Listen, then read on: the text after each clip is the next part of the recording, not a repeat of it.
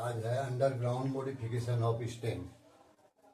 बहुत क्वेश्चन ऐसा है जो पूछा जाता है, हायर क्लास में भी, कंपटीशन में भी पूछा जाता है। जमीन के अंदर में तना नहीं रहता है, सब लोग जानते हैं कि जमीन के अंदर तना नहीं रहता। आलू के बारे में कभी कभी लिख देते हैं आलू जड़ है या तना है, तो लोग जमीन के अंदर में जड़ लिख देते हैं, लेकिन उसका वास्तविकता आज इस वीडियो में दे रहे हैं हम। इसको देखिए, अंडरग्राउंड में इसमें 4 तरह का होता है जमीन के अंदर में तना। राइजोम, उसके बाद है कॉर्म, इसके बाद है बल्ब और उसके बाद है ट्यूबर। ये 4 तरह का होता है जमीन के अंदर में तना। जैसे राइजोम में आता है अदरक आता है,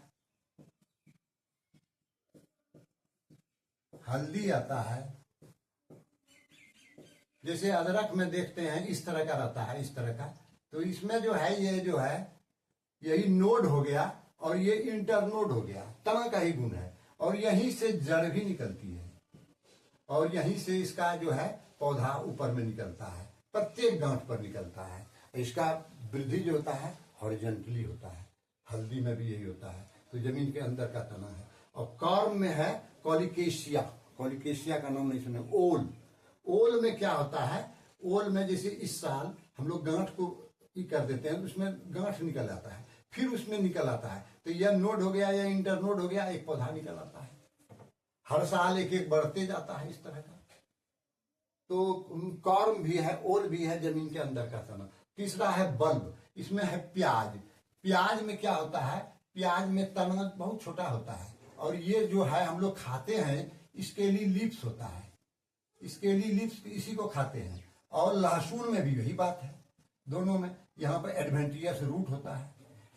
तो यह भी जमीन के अंदर का तना है। और तीसरा है आलू जो है यह भी जमीन के अंदर का तना है। बहुत क्वेश्चन रहता है कि आलू तना है या जड़, तो लिख देते हैं जड़, लेकिन अब कैसे होता है। आलू में इस तरह का आंख पाया जाता है, कहते हैं आंख। और इसी से जो है पौधा निकलता है।